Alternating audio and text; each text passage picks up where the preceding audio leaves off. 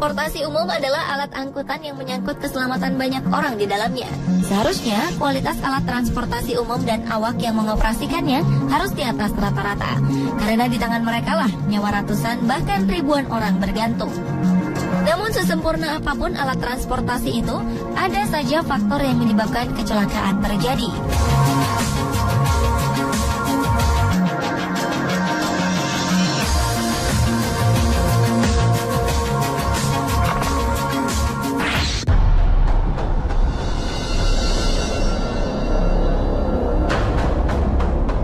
Sabtu 8 Maret 2014, dunia dikejutkan oleh hilangnya sebuah pesawat penumpang Malaysia Airlines dengan nomor penerbangan MH370. Pesawat ini menghilang ketika dalam perjalanan dari Kuala Lumpur menuju Beijing di malam hari.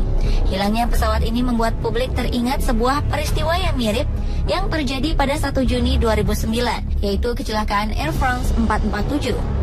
Pesawat penumpang milik Perancis ini berangkat dari Rio de Janeiro, Brazil di malam hari dan rencananya akan mendarat di Paris, Perancis.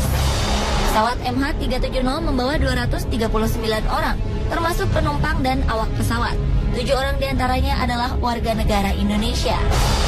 Sementara itu, pesawat Air France 447 membawa 228 orang penumpang dan kru pesawat. Jika keduanya sama-sama tidak sempat mengirim sinyal darurat sebelum hilang dari pantauan radar, tapi untuk MH370, pesawat justru diduga sengaja menghindari radar, bahkan sampai melakukan manuver zigzag. Beberapa hari setelah peristiwa naas yang dialami pesawat Air France 447, nasibnya dengan cepat diketahui terjatuh di Samudra Atlantik. Dari hasil penyelidikan, Air France 447 tercebur ke laut secara utuh dengan kecepatan 280 km per jam dari udara akibat kesalahan pilot mengatasi turbulensi. Kabarnya, pilot menaikkan hidung pesawat hingga kecepatan pesawat tidak cukup untuk mempertahankan gaya angkat yang memadai.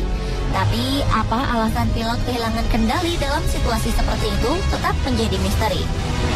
Sementara itu, untuk MH370, sekitar 1 jam setelah tinggal landas, sinyal MH370 dilaporkan hilang dari radar Menara Pemandu Lalu Lintas Udara atau ATC Subang, Malaysia.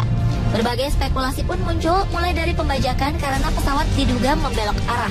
Lalu ada juga spekulasi konspirasi politik demi kepentingan negara tertentu dengan mengorbankan pesawat malang itu, hingga dugaan bahwa MH370 masuk ke dimensi dunia lain. Hingga kini, kemana dan apa yang sebenarnya terjadi dengan MH370 masih menjadi misteri. Sejauh ini diperkirakan penerbangan MH370 berakhir di Samudra Hindia.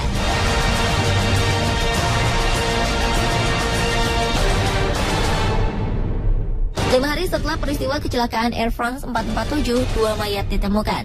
Lalu di hari ke-25, pencarian dihentikan. Sekitar 2 tahun kemudian, berkat operasi bawah laut yang menelan biaya hingga lebih dari 464 miliar rupiah dari negara Prancis dan Brazil, bangkai pesawat Air France 447 ditemukan beserta 104 rangka mayat berikut kotak hitamnya yang berada di dasar Samudra Atlantik. Sementara itu, pencarian MH370 yang masih diselimuti 1001 tanda tanya diklaim sebagai yang terbesar, terlama, dan termahal sepanjang sejarah. Sebelumnya, periode pencarian terpanjang pesawat hilang dalam sejarah dialami oleh Adam Air yang jatuh di perairan Sulawesi pada 2007. Adam Air baru ditemukan setelah dicari selama 10 hari. Menurut para ilmuwan dan analis, biaya untuk menemukan MH370 diperkirakan 10 kali lebih mahal dari pencarian pesawat Air France dengan jumlah 27 negara yang turut serta mencarinya.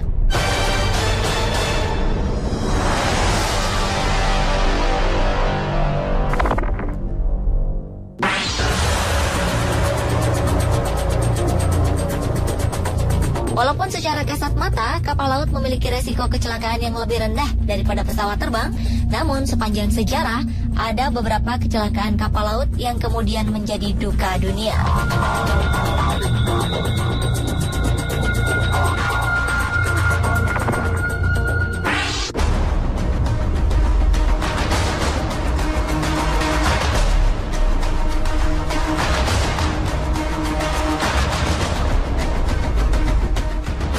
Kapal Titanic, MV Donna Pass, dan Tampomas kedua pernah mengalami kecelakaan yang kemudian tercatat sebagai yang terparah di dunia.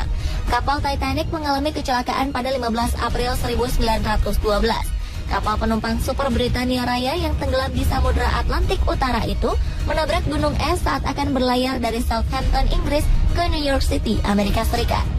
Malang, kapal yang diklaim pembuatnya tidak akan bisa tenggelam ini celaka karena kesalahan manusia. Sang kapten kapal mempercepat waktu pelayaran dengan menambah kecepatan Titanic sampai ke titik maksimal untuk mengejutkan media. Namun sayang, saat berhadapan dengan gunung es, kapal megah itu tidak sempat menghindar, hingga bagian depan kapal menabrak gunung es dan merobek sebagian badan kapal.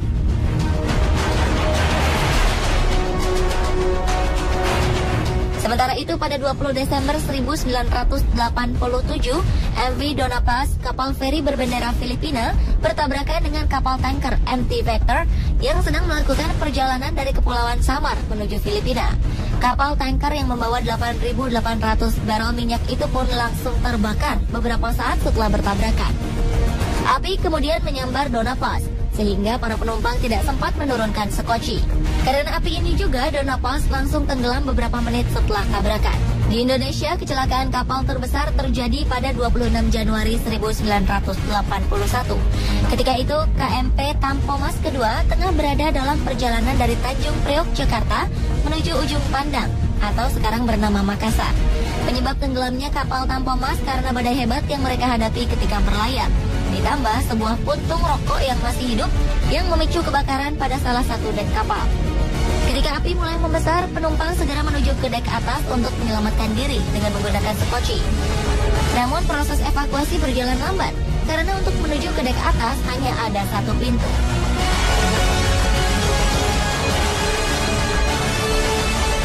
Pada kecelakaan Titanic, 1.514 orang tewas dari 2.224 penumpang. Memang jumlah korban selamat dari kapal yang diklaim oleh pembuatnya tidak akan tenggelam ini mencapai 1.178 orang.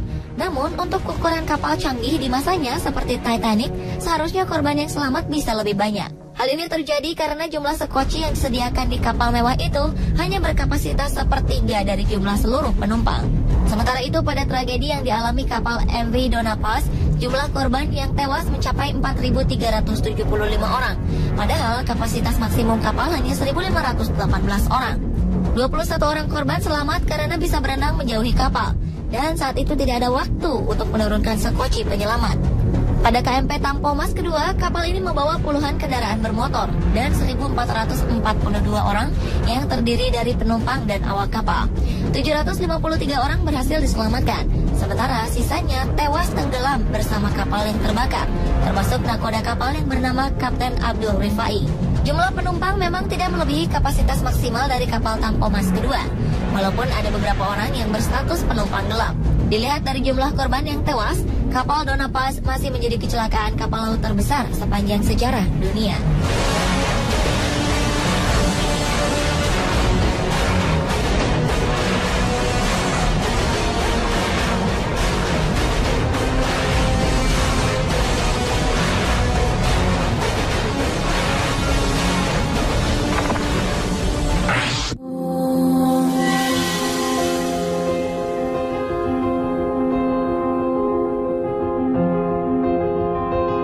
Transportasi yang juga memakan korban yang banyak adalah kecelakaan kereta api.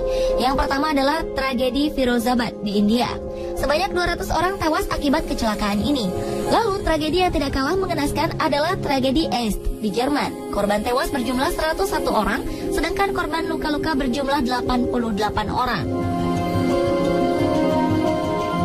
Tragedi Firozabad melibatkan dua kereta, yaitu Kalindi Express dan Purushottam Express, yang sedang melaju di daerah Firozabad.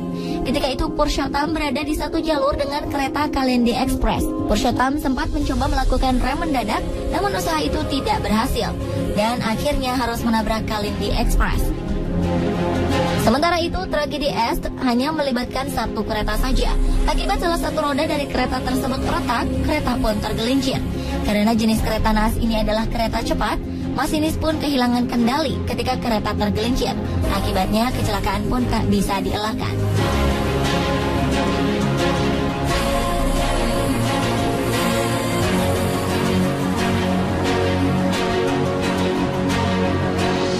itulah beberapa kasus kecelakaan transportasi terbesar sepanjang sejarah.